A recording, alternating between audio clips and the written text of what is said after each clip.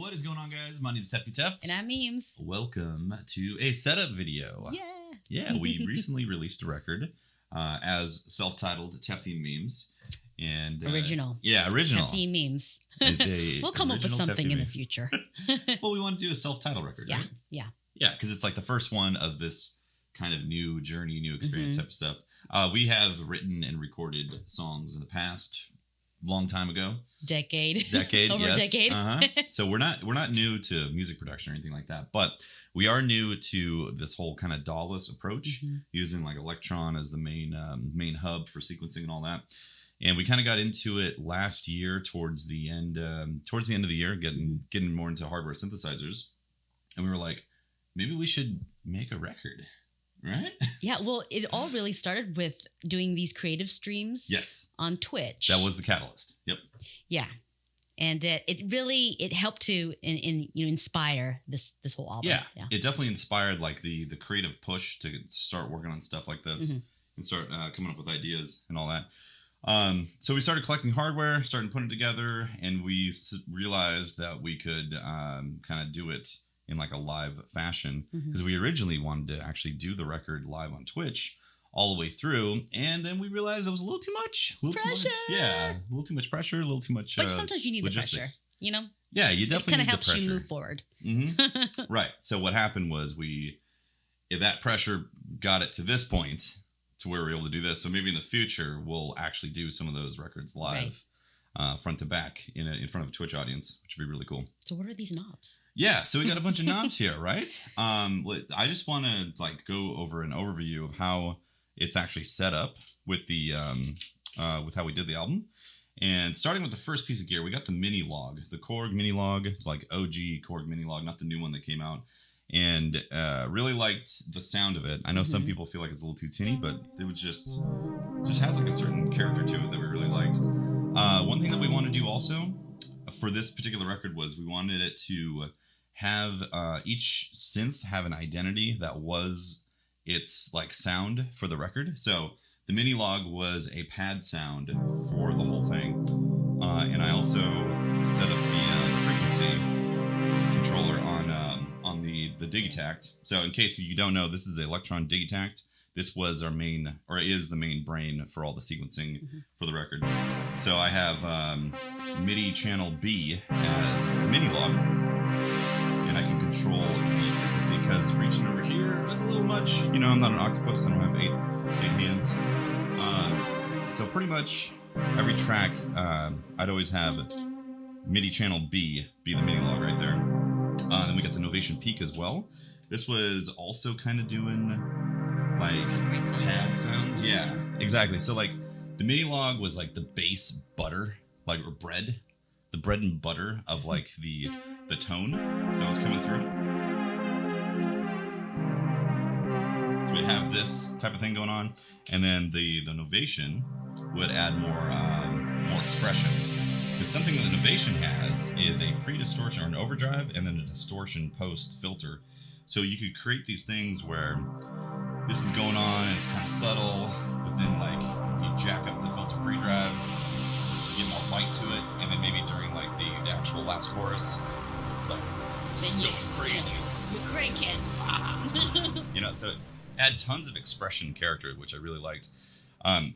You can obviously do leads, basses, arpeggios, all kinds of stuff on both of these, the Minilogue and the Novation peak, but we ended up just having those sounds kind of like be the main butter for that.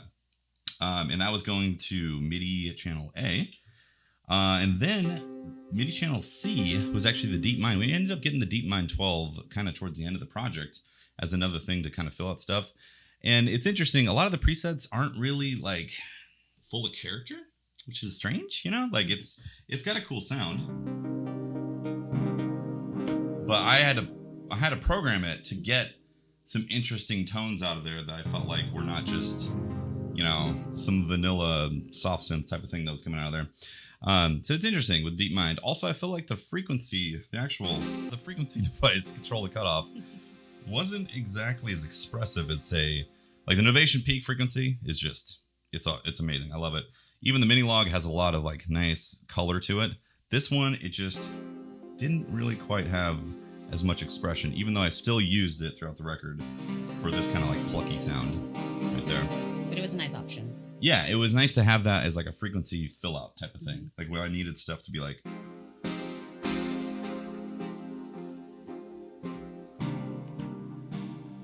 you know, I could still ride that frequency. Yeah. And then bring it all the way down here.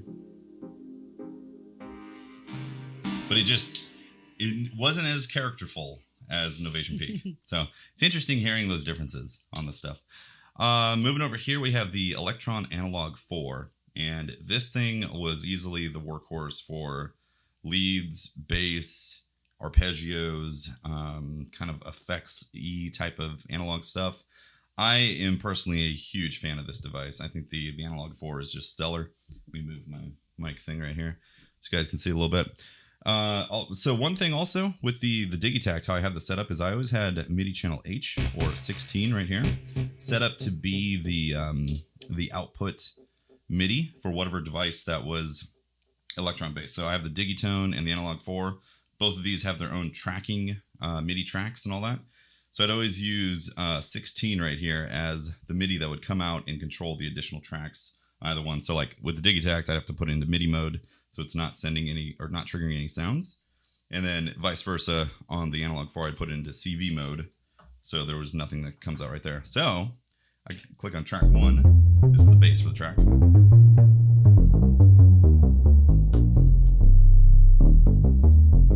Just got a really nice juicy bass to it. It's very rich. Right? And that's just one channel in there. I also set up the performance knobs. Usually I'd set it up to where like channel 1, channel 2, channel 3, channel 4 type of stuff. And the bottom 4 would be all options of whether or not I wanted to like tweak some of the stuff. It sounds like I did have it set up for the bass here. So this is with no performance stuff. So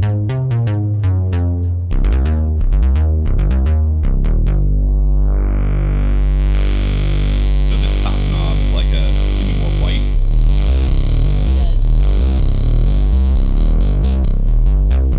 And the bottom knob I think was giving me alternate character. So they could do both. Just like, it's got this. And it's that bite. Yeah, it's got bite to it, which I really like. Just use that, the lower end of, yeah, body. just Gonna make you. See, that's what I'm talking about character-wise. Like, you listen to this. Like, I'm obviously adjusting the frequency cutoff on that. It's just so much expression.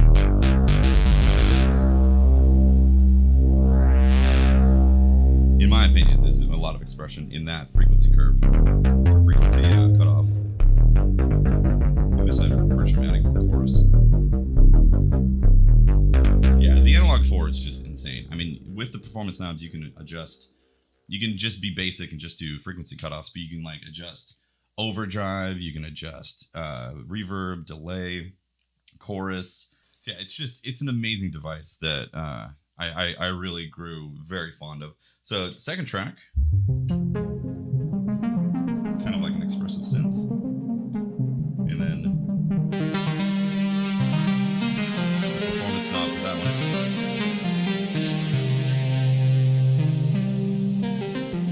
Throughout the record, I didn't actually play keys.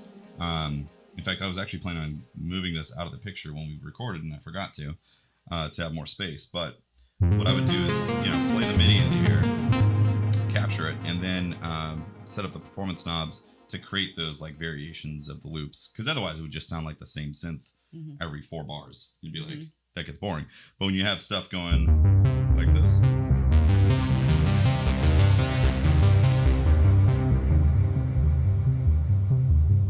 but you didn't have to do that. No. For this album. Yeah, I mean, there was no way I would be able to adjust all the effects. There's a lot of things, and plus, this was new for me.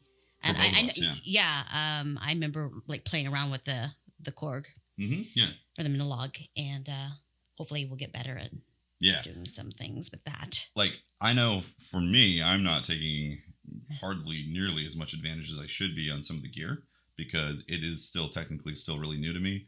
And like pattern changing, we hardly did any pattern changing for these songs, because again, just trying to keep it as simple as possible so we can actually finish a record and get it out and start doing more content. And this video is kind of like this video helps us as well, so we can come back and look at what we did. Because with gear, you're always changing things, you're swapping things out. Like we have a modular rig that we'd love to incorporate as well. We didn't do it for this setup because we needed some presets so we can come back to it, because we're very busy. Twitch streamer, so like every day there's a lot of time that gets taken up, and being able to come back with stuff that has presets really helps for the writing process. But we'd love to do a modular setup and like a modular jam type of thing with this, but it would change things. So, not to get distracted, but that is track 2. This is also Carry Me Home, the track, for anybody familiar with the record. Track 3, kind of an alternate of that. So you can play like a different melody line, a different character to it. Track 4. In fact, you could hear this stuff, so this is the bass for track 1. And I can put it in track 2.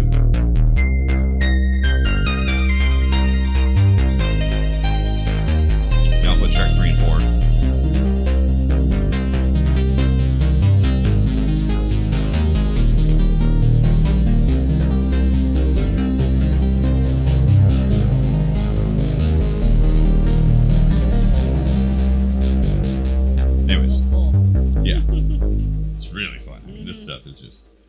It's so different from like being mousing stuff all the time in previous productions versus now having hands-on control on all the sound and sound design. It's really, really awesome.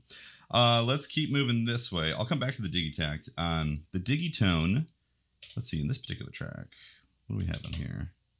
In this particular track, it's like some FM candy type of stuff, like effects that would happen. And let's see. In fact, let's just play. Yeah, it's like a metallic effect type of thing. One thing I didn't really do is mess with the sounds live too much with the Digitone, because I do feel like it's a little bit more buried in here. And you can do the thing where you hold like the MIDI button and you can adjust all the tones at the same time, which is really cool and awesome for certain experiments, but didn't quite work with my mental flow of when we were doing the tracks live. Let's see, what is this? Oh, that's right. So again, another like effects sounding on this one. I think I was probably doing like chord plucks with this. Just different things that fill it out.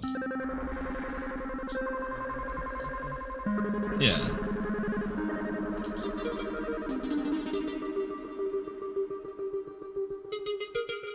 And again, it has like a sequencer in it, so it has all that information in there. So Digitone's really cool. I really like the sounds in it. It's not as like intuitive to perform with in terms of my opinion versus like the Analog 4. The Analog 4 is just like the cream of the crop for performance. And then finally we have the Elektron Octatrack Mark II, which was just strictly vocals, background vocals, right? Yeah. Yeah. So we like tracked your vocals for harmonies. That was different too. Definitely different. There was a lot. It was complex.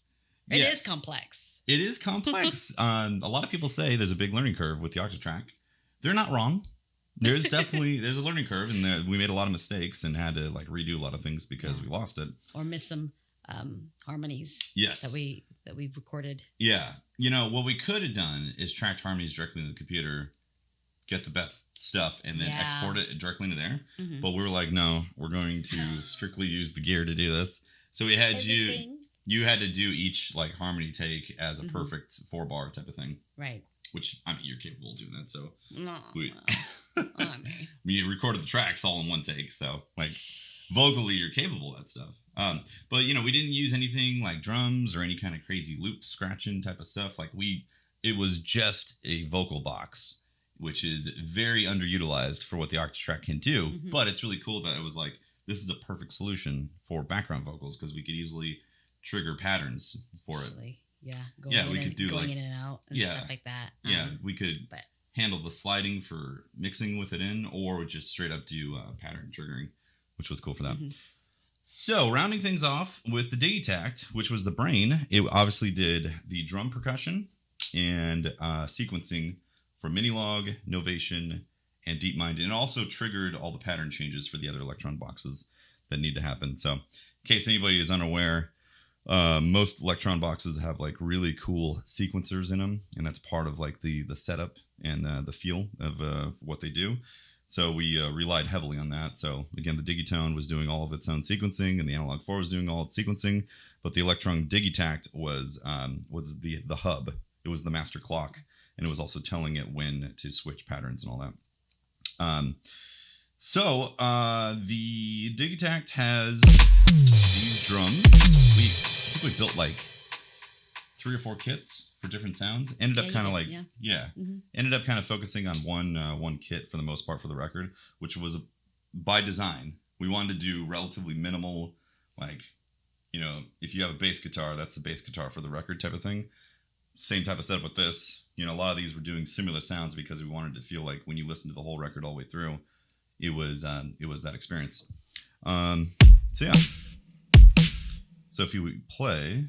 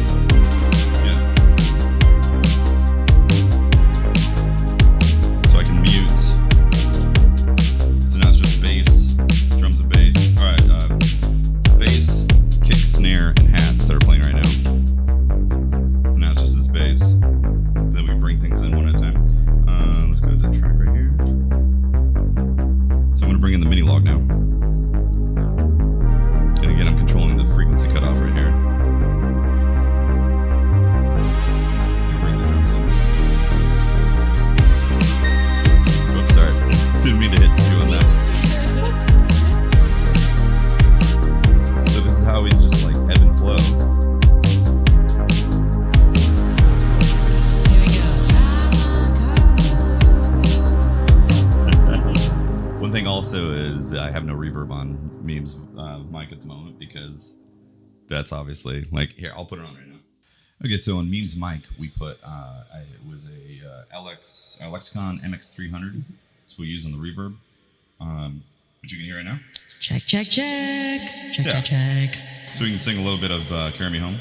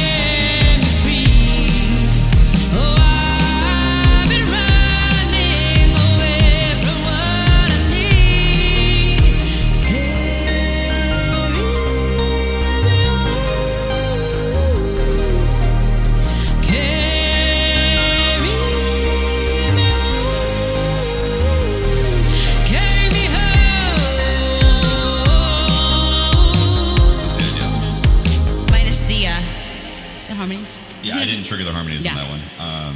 Let me turn down the reverb. Make it dry. There we go. Dry mics. Dry. Yeah. So it's a really, really fun process doing it this way because as you can see, we can like take a track and just kind of like perform the various elements of it. And it's similar, but it's not the same. And every take that we did was different. It's so different. I think you, like we said earlier, did about 3 or 4 takes on each one, depending, you know, on the song. And but yeah, every kind of note or expression is different. Yeah. You know? Yeah. And for us, that was something that we wanted to get back to because we were so used to kind of like taking a recording and being like, here's verse 1 and do verse 1 like 3 which or 4 is still awesome to do though, you know? Totally. And but I think I'm not saying that's a bad way of doing things. I'm definitely not saying that, but I felt like we as artists kind of got stuck in that box, right? I think so. Yeah. Just kind of doing this live and not overthinking, like I said, and it's fun. But it's also a little bit scary because you don't know what's going to come out. This is true. It is a little scary. Being vulnerable. Yeah. That's what it is. One final thing that's not shown on this camera setup is all of this stuff is being routed into some Mackie mixers, specifically Onyx Mackie mixers, which you can't buy new anymore, but you can get them fairly cheap on places like Reverb.com and Guitar Center and all that. And the thing that's unique about the Mackie Onyx mixers, the ones that are not Firewire, the non-digital Firewire ones, the regular ones, they have direct outs that are DB25 connectors. So I was able to capture, like you're hearing this right now via the mix of the Mackie, which it is going through some 2-channel compression as well. Compression EQ kind of balloons out the top and bottom. But for the most part, you're hearing the Mackie just mixing it all together.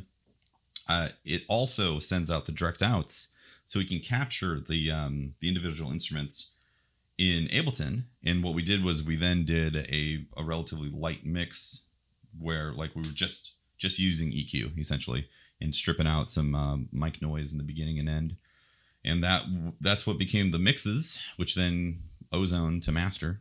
Oh, actually, we used Neutron also on Your Voice to do dynamic EQ for sibilants, because that happened too.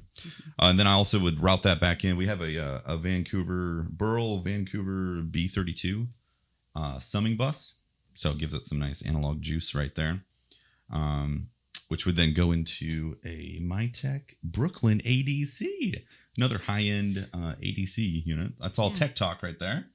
Tech talk. Tech talk. I'm a gear nerd, gear slut, you know. Yes.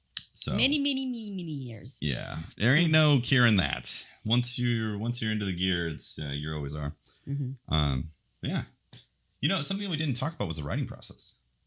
I think it was fun to experiment on some things, and where you have a beat or you're working on some sounds, and when I hear something that inspires me, I'm like, oh, I have a line. Yeah. I don't know if it's going to work, but I want to put it down.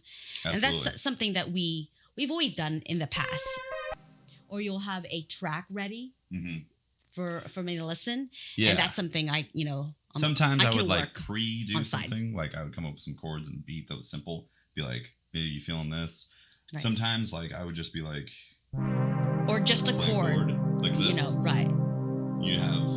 Right. And then, you know, endless potential or endless possibilities for some notes.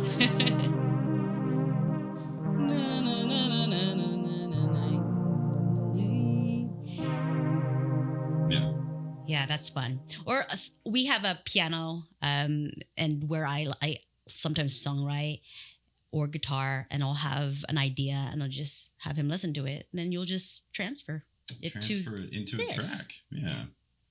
Yeah, exactly. Yeah. So I think that's it, right? Yeah. We went through the pieces of gear. If you're wondering how this is being recorded, we're using OBS Studio to put all the cameras in together and capture the 2-track. Oh, I'm also using a Motu. What is it? 828. Motu, the latest 828 ES, I believe. Motu 828 ES, which is allowing me to route all the stuff correctly for being able to put it into OBS and also capture it in Ableton all efficiently at the same time. Because we would record the video and record Ableton individual tracks all at the same time, and it worked out beautifully. There was just a couple times where there was like a little glitch here and there, but I was able to go in and kind of just like figure out a quick fix on that. So yeah, the process is super fun. It's a lot of fun, interesting, and you find out. You know, when you go through the tracks and doing it live, you'll sometimes I'll hear him do something. I'm like, oh, you know, and that will lead me to do something, you know, with the vocals. Yeah, one thing we try to do is not have everything so defined that there wasn't any room for like those sudden inspirations or sudden accidents. Polished, I guess. Yeah. Yeah, but enough defined to where we could feel like this is the track. Right. It had a certain identity, but there was enough like stuff to kind of work with it. And I feel like for me personally, I feel like a couple of our tracks we might have gone on a little too long on the endings. Oh yeah. You know, because like I have something to say about that. Because we're not like editing the arrangement in Ableton. Like this is supposed to be, that's the performance that happened on camera, and that's that. So for me, artistically, like I probably would have like taken out a few measures here and there of certain things, but that's the track. That's how it happened, and I think it's an interesting process doing that. Yeah. Yeah. Committing to that. Yeah. Exactly. So yeah. Thanks for watching, guys. If you have listened to the record, in which led you to this, thank you so much. Yes, thank you. Yeah, the response and the support has been really shocking and super tremendous. Yeah, humbling. Super humbling. And we just want to do more of it. And yes. That's exactly what that comes out of it. We plan on doing more, actually. We got stuff and plans. We're not going to say anything right now. Yeah, no. So yeah, I'm Tefty Teft. Thanks for watching. And I'm Memes. You guys are amazing. All the information will be down below. Yep, down below. Bye, guys. Bye.